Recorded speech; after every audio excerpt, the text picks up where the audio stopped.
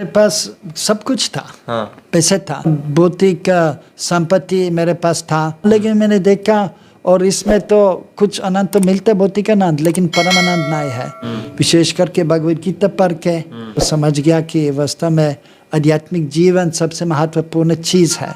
लेकिन लोग जो भारत के हैं उनकी तो बड़ी इच्छा रहती है कि वो स्विट्जरलैंड जाएं, पाश्चात्य देशों में जाएं। ये वास्तव में ये दुख की बात है और उनकी दुर्भाग्य है, सौभाग्य नहीं है।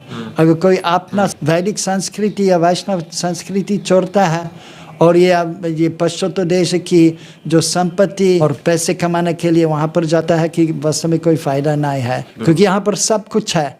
लेकिन अगर ग्रहण नहीं करता है और भजन नहीं करता है, ये दुर्भाग्य की बात है। जय राधा माधव कुंज बिहारी। और वास्तव में जब मनुष्य शरीर प्राप्त होता है, शास्त्र के अनुसार हमारे कर्तव्य क्या है? सबसे महत्वपूर्ण कर्तव्य है ब्रह्म जिज्ञासा, परम तत्व के बारे में हमको जिज्ञासा करना है। वो एक प्रसिद्ध श्लोक है भगवद गीता, अहम सर्वस्य प्रभवो मता सर्वं प्रवर्तते इति मत्वा भजन्ते मां बुद्धभवा समन्वितः तेषां सततयुक्तानां भजनं प्रीतिपूर्वकं ददामि बुद्धियोगं तं येन माम् उपयान्ति ते। नमस्कार दोस्तों, मेरा नाम है गौतम और इस वक्त मैं मौजूद हूँ वृंदावन में। वृंदावन में मैं लगातार आपको विभिन्न प्रकार के साधु, संत, महात्मा, तपस्वी, साधकों के साथ संवाद श्रृंखलाएं दिखाता हूँ। आज उसी श्रृंखला में हमारे साथ एक प्रभु हैं जो मूलतः अमेरिका के स्विट्जरलैंड के हैं। स्विट्जरलैंड के हैं। वो भारत में कब आए, भारत में क्या करते हैं, भारत में कितने समय से रह रहे हैं, वो सभी पक्षों पर बात करेंगे। बहुत बहुत स्वागत है आपका। हरे कृष्णा। हरे कृष्णा। हाँ जी, आपका नाम क्या है? मेरा नाम मुकुंद दत्त दास। मुकुंद दत्त दास। मुकुंद मतलब भगवान का नाम है जी, जो मुक्ति देने वाला है, मुकुंदा जी। इसके बाद दत्त जो देता है, दास मैं उनके सेवक हूँ। तो स्विट्जरलैंड से कब आए आप भारत? मैं 1980 यहाँ पर आया हूँ, 40 साल से ज़्यादा। 1980 से यहीं पर ही रह रहे हैं? हाँ, यहाँ पर रह रहा हूँ उसी समय से। कभी कभी बाहर भी जाता था। जब आए सबसे पहले तो कितनी उम्र थी? 20 साल के थे। 20 साल की उम्र में आप आ गए। मेरे पास सब कुछ था। हाँ। पैसे था, संपत्ति था, और मैं भी फुटबॉल खेल रहा था। और मैं एक भी जूनियर नेशनल टीम भी मौका मिला था खेलने के लिए, विख्यात भी बनाने की संभावना था। हाँ, चांस था। हाँ, लेकिन मैंने देखा और इसमें तो कुछ आनंद तो मिलता है, भौतिक आनंद, लेकिन परम आनंद नहीं है। और फिर भी जिज्ञासा था, हम क्यों यहाँ पर है? तो पैसे के पीछे और ये जो पाद के लिए इसके पीछे दौड़ना, तो इसका वास्तव में क्या फ़ायदा है? और इसके बाद तो समझ गया कि वास्तव में आध्यात्मिक जीवन सबसे महत्वपूर्ण चीज़ है। जब शरीर मिलता है, भौतिक शरीर, मनुष्य के जाति के शरीर जब मिलता है, इसका उद्देश्य यह है कि हमको इसके ये भगवान की कृपा से और वैष्णव की कृपा से, गुरु की कृपा से क्या हमको भजन करना है, जिससे अपना स्वरूप अनुभव कर सके। क्योंकि सिर्फ ज्ञान प्राप्त करना पर्याप्त नहीं है। पहले ज्ञान प्राप्त करना है, इसके बाद इसके अनुसार हमको भजन करना है, अपना जीवन में पालन करना है। इसके बाद अनुभव कर सकता है कि हम शरीर नाय अपितु आत्मा है, भगवान का साक्षात स्वरूप अनुभव कर सकता, अन्यथा नहीं। तो भारत के बारे में मुकुंद दत्त दास जी को क्या सबसे ऐसी अच्छी चीज़ लगी कि आप 40 साल से यहीं पर ही हैं? हाँ, क्योंकि यहाँ पर भारतवर्ष में ये वैदिक संस्कृति है, और ये भी है कि सबको लगभग ज़्यादा लोग मानता है कि भगवान है, कृष्ण हो, रामचंद्र हो, विष्णु हो, लेकिन वास्तव में संबंध है भगवान के साथ, कृष्ण के साथ। तो ये वैदिक संस्कृति है। और जब तो बचपन से तो जिज्ञासा था मेरा, अंत के समय क्या होगा और हम इस भौतिक जगत में क्यों आया है, भगवान है या भगवान नहीं है। क्योंकि कोई लोग बोलते भगवान है, कोई लोग बोलते भगवान नहीं है।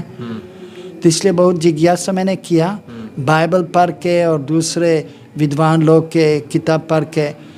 और इसके बाद तो जो दर्शन जो भारतवर्ष के हैं, मैंने देखा कि सर्वोत्तम है, विशेष करके भगवद गीता पढ़ के। और इसलिए मैंने सोचा यहाँ पर आना है, कुछ समय के लिए रहना है, तो रह गया, यहाँ पर आके रह गया यहाँ पर। क्योंकि अलग अलग धाम है, लेकिन सर्वोत्तम धाम ब्रज धाम है। क्योंकि कृष्णा स्वयं भगवान है, आदि पुरुष है, मूल रूप है। दूसरे भगवानों के विस्तार रूप है, एते चमसा कलापम कृष्णस्तु भगवान स्वयं। ये श्रीमद् भागवतम के प्रसिद्ध श्लोक है। इसमें उल्लेख किया है कि स्वयं भगवान कृष्ण ही है और दूसरों के विस्तार रूप है। तो इसलिए तो यहाँ पर रह गया, और क्योंकि सर्वोत्तम जगह है और यहाँ पर भजन करना आसान है, क्योंकि ज़्यादा लोग जैसे अभी आप जा सकते हैं यहाँ पर, सब यहाँ पर भगवान को मानता है, कृष्ण को मानता है और सब भजन भी कर रहा है सब लोग यहाँ पर। तो इसमें दीवार पे भी देख सकते हैं राधे श्याम राधा कृष्णा, और अलग अलग श्लोक भी है, संत के वाणी के श्लोक इसमें उल्लेख किया है। तो आप वैसे मूलतः स्विट्जरलैंड से बिलोंग करते हैं, वहाँ 20 साल की उम्र में आप आ गए, तो 20 साल का जीवन का कालखंड आपका स्विट्जरलैंड में भी गुजरा है, अनुभव है आपको वहाँ का भी और यहाँ का भी, बहुत 40 साल का अनुभव यहाँ का है। तो क्या लगता है कि स्विट्जरलैंड में या अन्य पाश्चात्य देशों में जो चीज़ें नहीं है, कौन सी ऐसी चीज़ें हैं जो आपको लगता है सिर्फ भारत में ही है? हाँ, ये वैदिक संस्कृति है, ये वहाँ पर नहीं है। मतलब क्रिश्चियनिटी है, बाइबल है वहाँ पर, लेकिन यह है कि जो ज्ञान जो दिए गए है जीसस क्राइस्ट, हम मानता है कि, और विद्वान लोग भी मानते हैं कि जीसस क्राइस्ट यहाँ पर भी आए थे, वृंदावन में भी और यहाँ पर जगन्नाथपुरी अन्य तीर्थ स्थान में आए थे, और उन्होंने भी बोल दिया है कि हम भगवान का नाम को चरण करना है, भगवान का गुणगान करना है, लेकिन विशेष करके कि भगवान का नाम क्या है, कहाँ पर रहता है, क्या कर रहा है और सद भजन कैसे करना है अच्छा तरह से, जिससे हम आगे जा सकते, उत्तम अवस्था पर पहुंच सकता है। ये दिया ना है जीसस क्राइस्ट, उनको ना है, क्योंकि ये तो योग्य नहीं थे। जिसे छोटा सा बच्चा तो फिलोसफी नहीं बता सकता है, मैथमेटिक्स, हायर अलगेब्रा इत्यादि नहीं बता सकता है। जीसस क्राइस्ट का ज्ञान, बाइबल का ज्ञान, क्रिश्चियनिटी का ज्ञान पाश्चात्य देशों में है, लेकिन वो खुद भी इतने योग्य नहीं थे कि जो वैदिक संस्कृति के गूढ़ रहस्य हैं या जो दर्शन की दार्शनिक बातें हैं, उनका प्रचार वो पाश्चात्य देशों में नहीं कर पाए। वो प्रचार वैदिक संस्कृति के माध्यम से ही हो रहा है, ऐसा मुकुंद दत्त दास जी का कहना है। आपका पहले भी तो कुछ नाम होगा? हाँ, पहले का नाम अलग था। क्या था? ये जो माइकल मोलर। माइकल मॉलर। तो माइकल मॉलर जब भारत में आके मुकुंद दत्त दास बने, तो उनको क्या चीज़ें भारत की अच्छी लगी? वैदिक संस्कृति तो है ही, उसके अतिरिक्त वास्तव में सिर्फ जो वैदिक संस्कृति या वैष्णव संस्कृति जो है, ये मेरे को अच्छा लगा। और इसके अलावा मतलब यह है कि तीर्थ स्थान है, अलग अलग तीर्थ स्थान है, चारों धाम है, जैसे हरिद्वार, ऋषिकेश, बद्रीनाथ, केदारनाथ, यमुनोत्री, गंगोत्री, द्वारका धाम है, जगन्नाथपुरी धाम है, रामेश्वरम है, मायापुर धाम है। तो यहाँ पर भारतवर्ष में ज़्यादा धाम है, और इसलिए तो भारतवर्ष पुण्य भूमि है, और यहाँ पर हम आगे जा सकते भक्ति मार्ग में। लेकिन पश्चिमी देशों में इतना तीर्थ स्थान नहीं है, अच्छा। इसलिए ये यहाँ पर रह गया हूँ। और दूसरी बात यह कि मौसम यहाँ पर अच्छा है। अच्छा। ये सूर्यदेव ज़्यादा समय यहाँ पर उपस्थित है, देख सकता है। पश्चिमी देशों में ज़्यादा ठंड है और बारिश भी होता है ज़्यादा। तो आप कह रहे हैं कि भारत में बहुत सारे तीर्थ धाम हैं, तीर्थ स्थल हैं, लेकिन लोग जो भारत के हैं उनकी तो बड़ी इच्छा रहती है कि वो स्विट्जरलैंड जाएं, पाश्चात्य देशों में जाएं। हाँ जी, ये तो है। ये वास्तव में ये दुख की बात है और उनकी दुर्भाग्य है, सौभाग्य नहीं है। जा सकता है वहाँ जाना, लेकिन वहाँ पर क्या मिल सकता है? पैसे मिल सकता है, लेकिन आगे जाना कि आध्यात्मिक मार्ग में तो संभव नहीं है। इसके लिए भजन करना है। अगर कोई अपना संस्कृति छोड़ता है, वैदिक संस्कृति या वैष्णव संस्कृति छोड़ता है, और ये पश्चिमी देश की जो संपत्ति और जैसे ये हॉलीवुड और पैसे कमाने के लिए वहाँ पर जाता है कि वास्तव में कोई फ़ायदा नहीं है। तो पैसे मिल सकता है और आराम से भी भौतिक दृष्टि से आराम से रह सकता है, लेकिन आध्यात्मिक मार्ग में तो आगे नहीं जाएंगे। और वास्तव में जब मनुष्य शरीर प्राप्त होता है, शास्त्र के अनुसार हमारे कर्तव्य क्या है? सबसे महत्वपूर्ण कर्तव्य है कि हमको देखना है कि हम आध्यात्मिक मार्ग में आगे जा सकता है। यह है अतः तो ब्रह्म जिज्ञासा, परम तत्व के बारे में हमको जिज्ञासा करना है। इसलिए ये भौतिक शरीर मिल गया है। ये पशु और पक्षी के शरीर में ये संभव नहीं है, दिव्य ज्ञान प्राप्त नहीं कर सकता है। सिर्फ जब मनुष्य शरीर में है तो दिव्य ज्ञान प्राप्त कर सकता है। और वास्तव में ये भौतिक जगत ये हमेशा के लिए नहीं है। दो जगत है, आध्यात्मिक जगत जो नित्य है और ये भौतिक जगत अनित्य है, सिर्फ कुछ समय के लिए है। हमारी दृष्टि से बहुत सालों के लिए तो रहेगा ये, तो ये भौतिक जगत तो काफ़ी समय के लिए है, लेकिन इसके बाद इसका विनाश भी हो जाता है। सब नाशवार है। अपना शरीर जो भी कुछ है 50 या 100 साल के बाद इसका विनाश होगा, लेकिन आत्मा सनातन है। इसके बाद आध्यात्मिक जगह सनातन है, वहाँ पर उनके सनातन शरीर है, भगवान के सच्चिदानंद स्वरूप है, सनातन है, चिन्मय है, आनंदमय है। अच्छा। और ये अनुभव करने के लिए वहाँ पर आध्यात्मिक जगत में जाने के लिए जब शरीर भौतिक शरीर मिलता है, मनुष्य के शरीर मिलता है, तब इसमें आगे जाने की संभावना है, अन्यथा नहीं। आपने पढ़ाई वगैरह फिर क्या करी? 40 साल आपने यहाँ पे आ गए, 20 साल के बाद? ये जैसे भगवद गीता और इसके बाद श्रीमद् भागवतम, अमला पुराना, तो वेद शास्त्र का अध्ययन किया है। इसके बाद चैतन्य चरितामृत, तो इसका अध्ययन किया है।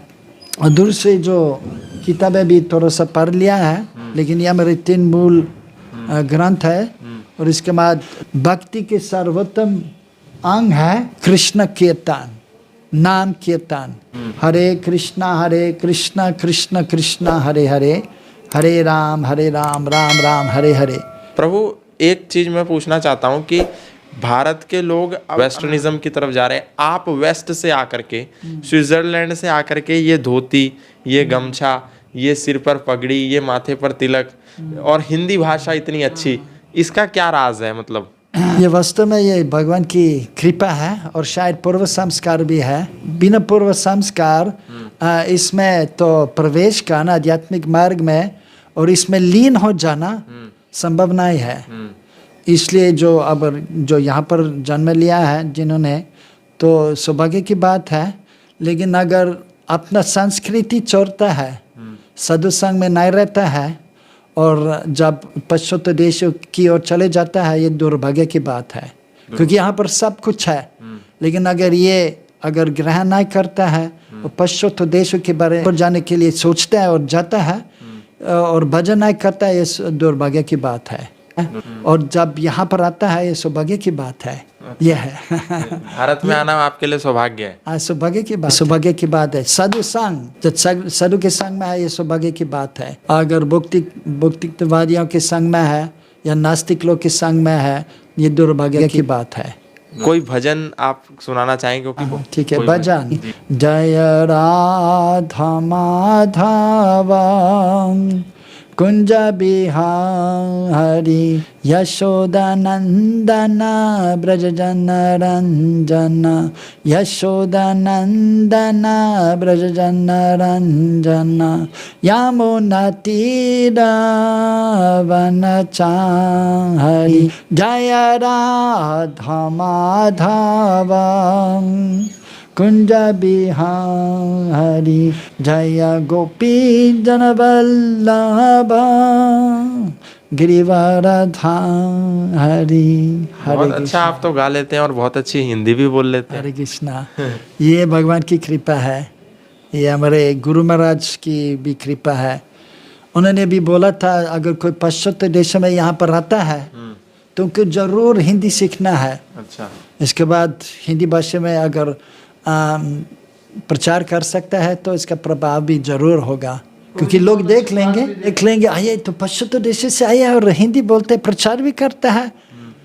अच्छी बात है, इसका प्रभाव भी तो होगा जरूर। अंत में कोई भगवत गीता के श्लोक को एक संदेश आप देना चाहें भारत के उन भारतीय लोगों को जो भारत के होने के बावजूद भी पाश्चात्य की ओर भाग रहे हैं? अच्छा, हाँ, वो एक प्रसिद्ध श्लोक है भगवत गीता 3वाध्याय के श्लोक है, सर्वधर्मं परित्यज्य माम एकम शरणं व्रज अहं त्वं सर्वपापेभ्यो मोक्षयिष्यामि मा शुचः।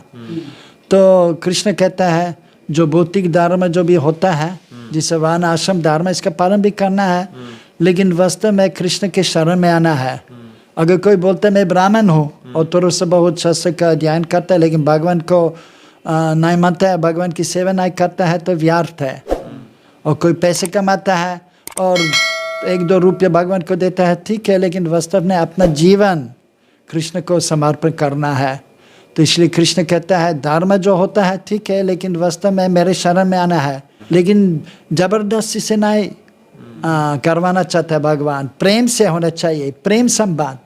ठीक है, 4 श्लोक जो बहुत महत्वपूर्ण है भगवद गीता है, 10वें अध्याय के 8, 9, 10 और 11 श्लोक के संख्या जो है, अहम सर्वस्य प्रभवो मता सर्वम प्रवर्तते इति मत्वा भजन्ते माम बुद्ध भवा समन्वितः।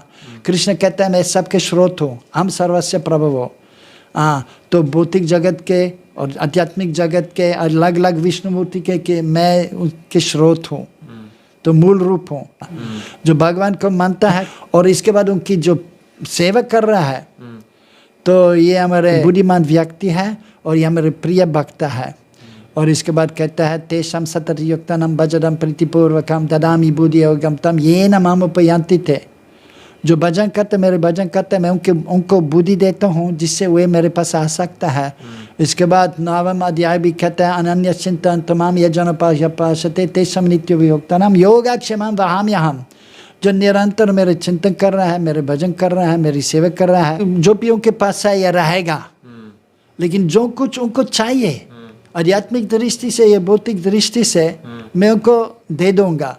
मुकुंद दत्त दास जी जो कभी स्विट्जरलैंड में माइकल मूलर हुआ करते थे, अब यहाँ के भक्त बन गए हैं, डिवोटी बन गए हैं। और आप देख सकते हैं बेहद साधारण और सरल जीवन है इनका। धोती है, कुर्ता है, गमछा है, पगड़ी है, टीका है, ये इनके जीवन का अंग बन गया। और आपको मुकुंद दत्त दास जी की कौन सी बात सबसे ज़्यादा अच्छी लगी, और चैनल को सब्सक्राइब कर लीजिए। आगामी इसी तरीके की आध्यात्मिक चर्चाओं का नोटिफिकेशन लगातार पाने के लिए बेल आइकन को ज़रूर दबाइएगा। आज के लिए वृंदावन से इतना ही, फिर मिलेंगे किसी नए साधु, किसी नए साधक के साथ।